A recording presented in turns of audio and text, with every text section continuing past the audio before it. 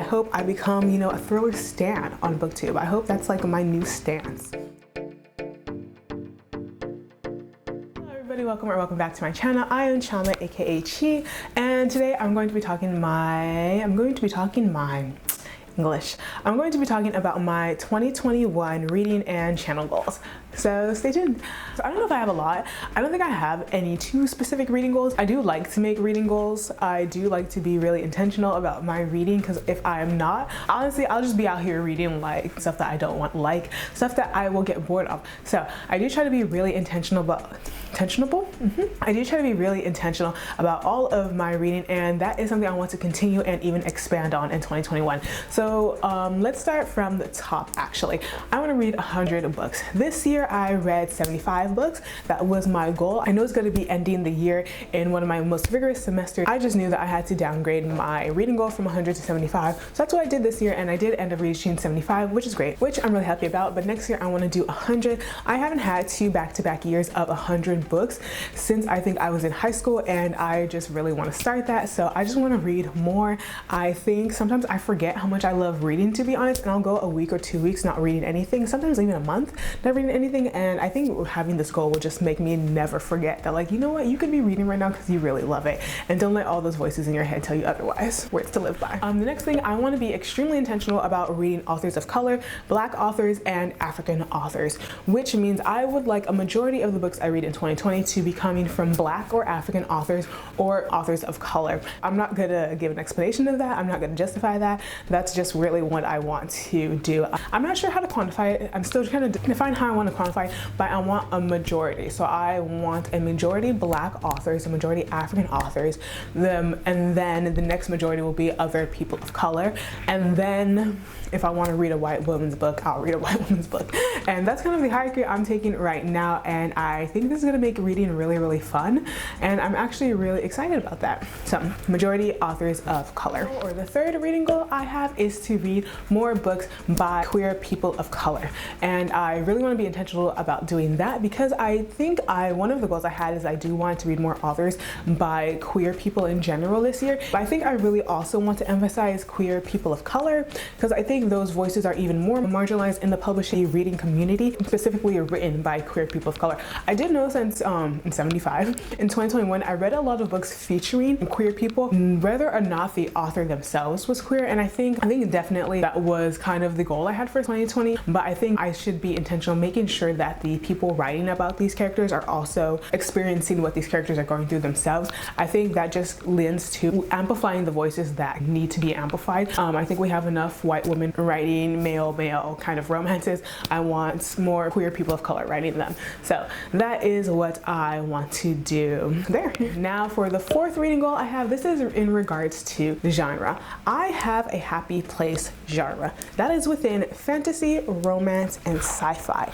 I don't venture out. I read 3 contemporary books this year. One of them is one of my top 5 books of 2020. So there's that. The other 2 are cool. They're cool. All of them are written by Black female authors, so they were cool. But if I never read another contemporary in my life, I would not only not be sad, but I will probably be happy. So my reading goals aren't really around reading more contemporary. I do want to branch out to some genres that I feel like I've never really exhausted, and that is thrillers, horrors, and hard-hitting contemporaries. I don't read thrillers. I honestly have been reading for decades. Don't think I've ever read a thriller. I don't think I've never read a thriller, just because I don't think I can be thrilled. I do not think a thriller can provide for me what it is meant to provide for the reader.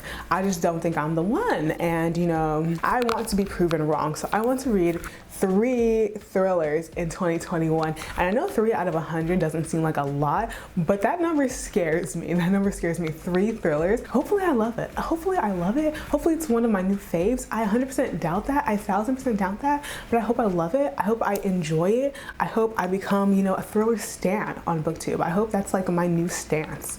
So 3 thrillers in 2021, and this one horror. I don't honestly know the distinction between thrillers and horrors. I know in a thriller, usually someone kills someone, and in a horror, what is the difference from like a paranormal? Like, you can make vampires horror, but I know one horror book that is like on my radar to fulfill this one horror book statistic is The Year of the Witchy. I know it's a horror book by a Black female author, so I may read that. I'm hoping to read that. That will be my one horror book for 2021, but I do want to expand those two genres. The third genre is hard-hitting contemporaries. Obviously, regular contemporaries, coming of ages featuring white characters doing white things doesn't appeal to me. Like, there's only so many times I can see a girl backpack across Europe. It's not my portion. But I do think there are a lot of people of color writing hard-hitting contemporaries that I need to jump on. Number one, Tiffany D Jackson. I've heard nothing but amazing things about Tiffany D Jackson and just her amazing writing of the Black experience, of the Black female experience. I just heard amazing things about it, and even though I hear these amazing things, because it's a contemporary, I don't have the need to pick it up. But I do think there's a lot I could gain from reading for Tiffany D Jackson. I do think there's a lot I can enjoy there. I do love when I can relate hard to a main character. There's no other better way to have that than for a Black female author to write about the Black female experience. I really want to read that. I think today, oh my gosh, author of The Poet X, also Elizabeth Acevedo. At least one book. I'm going to read The Poet X. I need to read it. I want to read it. I've been wanting to read it for so long. I haven't read any books written in verse in so long, since I was in high school. So another author I really want to read about. So I think those are the three genres I want to expand my horizon for 2021. Okay, so those are it for my reading goals. Now my channel goals. My channel goals really all revolve around just having even more fun this time. I've been on booktube for like 5 months now. It's been a minute and it's been so much fun. I love commenting on people's videos and I just want to continue having fun on booktube. So that's what all of these are around. The first one is I want to get into live shows. Live shows have been literally the funnest part of booktube so far. I feel like my first 4 months people didn't do too many live shows, but the last couple months people have been doing like every day there's a sprint, every day there's multiple sprints, every day there are booktuber live shows and I live for them. It's to the point where like I would sometimes save a book for my sprints because I know like someone's gonna be hosting sprints and I want to read something during the sprint. So I love that and I kind of want to jump on the bandwagon. I'm not gonna lie. I do want to host bi-weekly or bi-monthly. Fun fact that everyone who studied English and not math in college probably already knew is that bi-weekly can mean both twice a week and twice a month. Bi-monthly can also mean every 2 months and twice a month, whatever.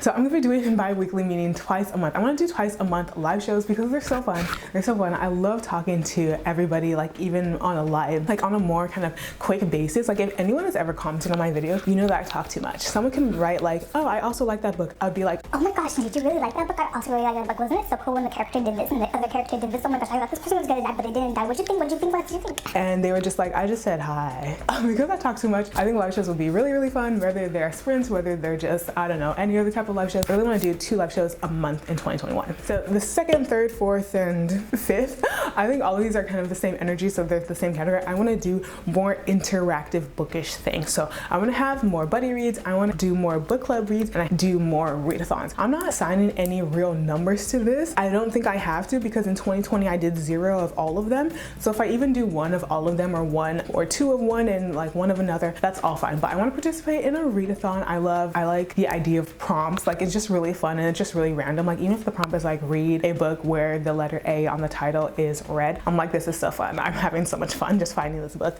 So I really want to do that. I'm going to do more buddy reads because I have a lot of books on my TBR that I feel like I just need the accountability of someone else reading it with me to actually read it. I think buddy reads offer accountability and it's someone to kind of have a constant play-by-play on the book you're reading, which is so much fun for me. I think this is why I also want to get into reading vlogs because I have like at every single page, every single chapter, something to say. Your girl talks way too much. So I would love to just have a way to always like have a kind of feedback loop in that sense because there are so many books on my TBR that I just feel like I need a buddy to read it. Grown by Tiffany D Jackson. Also, what's another one? And Ember in the Ashes by Saba. Tahir. I've been on my TBR since September. Have I read it? No. So I think I want to do more buddy reads, more readathons, more reading vlogs, and more, what's the last one? More book club reads. Yeah. So that's it for my reading goals and my channel goals for 2021. Please let me know what your reading goals are if you do reading goals. If you do the number, I know that's like a hot contention or a hot debate, whether you do the number. I think I'd like to know if you do the number, what's your number? If you don't do the number, why don't you? Please don't forget, if you enjoyed this video, to give it a thumbs up and subscribe to Chibi Reading, and I'll talk to you guys later.